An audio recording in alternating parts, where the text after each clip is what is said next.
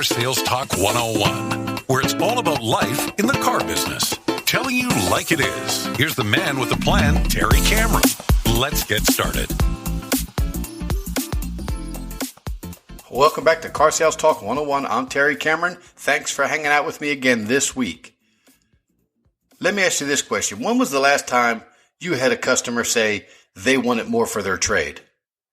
Happens pretty much every day, doesn't it? There are ways to handle this, but I'd like to find out from you what your response is to that. When a customer says, hey, I want more for my trade, I can tell you that the experience I've had over the past couple of weeks is, okay, how much? And I'll go check with my manager. I'm sure you all agree that is probably not the best way to handle that concern. Okay, let me go check with my manager. Wouldn't it make sense to find out exactly why they think they should get more for their trade? You know, if you're selling new cars, actually, if you're selling new and used cars, it doesn't matter what it is nowadays. You know it is getting tougher and tougher to make a profit.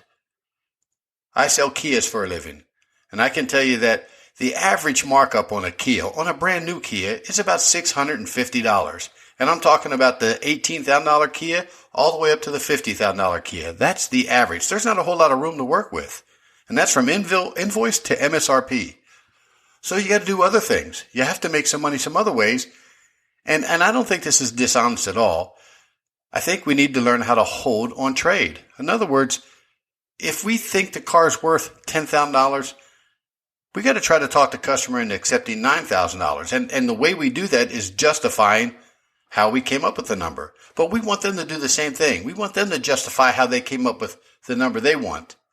Just last week, I went out to TO a customer because she said she wanted more money for our trade. We had a brand new salesperson that didn't know how to handle it. And instead of telling her what to go out and talk to the customer about, I went out and talked to the customer and let her follow. Well, you know, there's an old saying that says there's two things that you can't overcome in selling cars, and that's ignorance and poverty. And I don't mean that in a real bad way, but poverty basically means, you know, the payments are too high. They just can't afford it. And ignorance is, well, look it up. But I had this customer, and she said she wanted $17,500 for her trade. Now, actual cash value of this trade was $13,000. So there's no way we were going to be able to do that. But I asked her why she wanted that much. And her response was, because that's what I owe.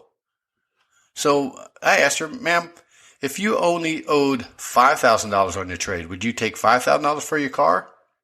Now, most people would say, no way. But of course, she said, yes, as long as you pay it off. Now, I knew she wasn't serious. I also knew that we weren't getting very far, and chances of securing a car deal were slim to none, and Slim's out of town. So that's one of the responses that you get. And there's some things you just can't turn around. You just can't convince a customer on why you're giving them this amount of money for the car and why they can't get this amount of money, the amount of money that they want. Let me see. See if we can come up with some other reasons. We heard that one because that's what I owe. Here's a legitimate one. Now, we want to ask people where they came up with that number because we want to know if it's a legitimate offer. And here's one because CarMax gave me that down the street. They offered to buy my car for this amount of money. Is that a legitimate reason for them to ask for more on their trade? Yes, it is. And we've got a little work to do there. So that's one thing. And we can handle that in a different way. And we'll talk about that later. Right now, I just want to be able to get out the responses that customers give you and just which ones are real and which ones aren't. How about because I just put new tires on it or I just put new brakes on it? Well, Mr. and Mrs. Customer, your car is supposed to have new tires and supposed to have new brakes or at least in good condition. If not, we would deduct from the value that we're showing you right now in your trade. And you got to be a little careful on how you respond to a customer like that because they just spent some of the really hard-earned money to get their car up to tip-top shape. Hey, I do this for a living, and I don't know how many times I've bought new cars for my car or truck and then decided to trade it in. Go figure. How about this? Because it's a one-owner car. It's worth a lot of money. Well, yes, that does make it a little bit more attractive to the person that's going to buy it from us, right? So that's probably a legitimate reason to get a little bit more money for the trade. What about the miles? When we say because of the high miles, and they tell you, I think it's worth more because these are all highway miles. Well, good luck convincing the person that wants to buy that vehicle that that's all highway miles. And you know what? With today's cars, it doesn't matter if it's highway or city. I remember at 100,000 miles, your car went from being a retail piece to a wholesale piece.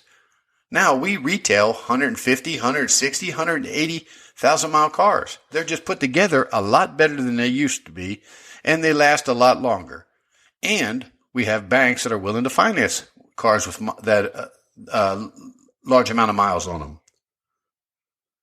This is a good one because that's why I want more money, because that tells you they really don't have a clue what their trade is worth. And they're just trying to negotiate. So don't get too excited and trying to figure out that excuse and how to overcome it, because that one's pretty easy to do. How about this one? I saw one just like it down the road and they were selling it for this amount of money. Okay, that's a legitimate reason why they're asking for more. Again, we're going to have to be able to handle that, and we'll learn this a little bit later. But right now, these are the ones that customers tell me all the time. Well, KBB, Kelley Blue Book, said it was worth this much. Well, that's really good because for some reason, most of my customers seem to have a different value than I do when I'm using Kelley Blue Book. Of course, their car that's probably a 5 or 6 on a scale of 1 to 10, they rated it as in very good to excellent condition, and they always look at the retail value or the private party value and not the trade-in value. So all we have to do there is just educate them. Print up the Kelley Blue Book. And what I found lately is that Kelley Blue Book is a little bit lower than what we are willing to pay for that car. So we may be able to hold some gross right there, because my bank said that's what it's worth. How many times have you heard that one? That one absolutely drives me crazy. And here's where we screw up. We turn around, well, why don't you ask your bank to buy it? Right. The way to handle that real quick, guys, is Mr. and Mrs. Customer, we're not in the banking business. They're not in the car business. All they can do is the same thing you're doing, is look up a Blue Book value and try to guess what it's worth. They don't know about the blemishes. They don't know if it needs tires or if it's got the brakes are on their last millimeter. So that's kind of easy to do. Before I go much further, what I want you to do, if you cannot handle these type of concerns about their trade-in, the very best thing to do is TO it. Get a manager out there. They can justify it, and for some reason, customers are willing to go along with what the manager says. If they don't, the customer probably wasn't planning on buying the car in the first place. So, I just heard another one, and you really got to laugh when you think about this. I had a customer come in. I went out and talked to him. We were offering him $32,000 for his truck. He said, you know what? I was offered $34,000 down the street, but I won't accept anything less than $32,500 for it. What? You are offered $34,000, but you're willing to take $1,500 less? Somebody's not being straight with us. Now, the way to handle a lot of these trade questions, your manager can help you out with, right? Number one is the tax savings. If they're trading in a $10,000 car in Texas, it's 6.25% sales tax. Well, that's going to save you $625 in sales tax. So instead of having a $10,000 car, now you have a $10,625 car. So that's one way to handle all of this. The other is, if it's a legitimate reason, get your manager involved, or at least try to justify why you're giving him this much money. And again, that's by doing a really good trade walk. Walking around the car with the customer, asking them questions. Has it ever been in an accident? How long is it, or what did your insurance company say about this hail damage? Just lower the value of their car, because it really is going to be lower because of the blemishes, and that'll help justify what we're giving them. It's really not that tough. Now, if you really want an easy way to handle trade value, make them fall in love with the car they came in to buy.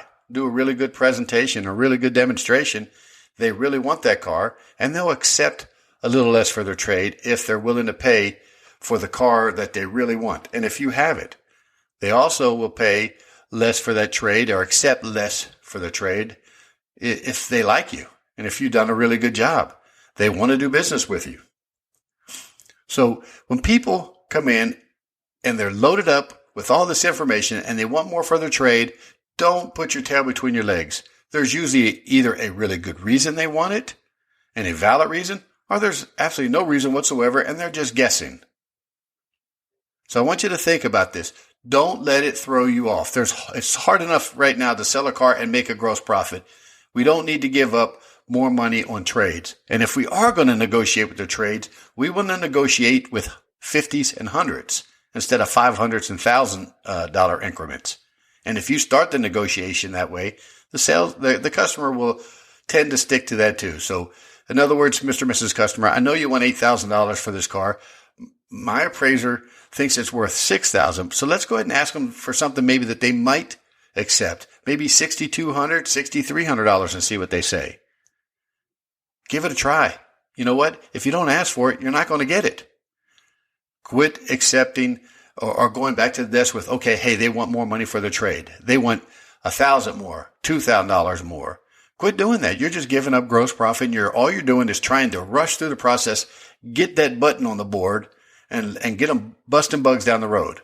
Well, we need to make money selling these cars. We need to make money on the trade that we got in. That's what pays the bills. That's what pays you.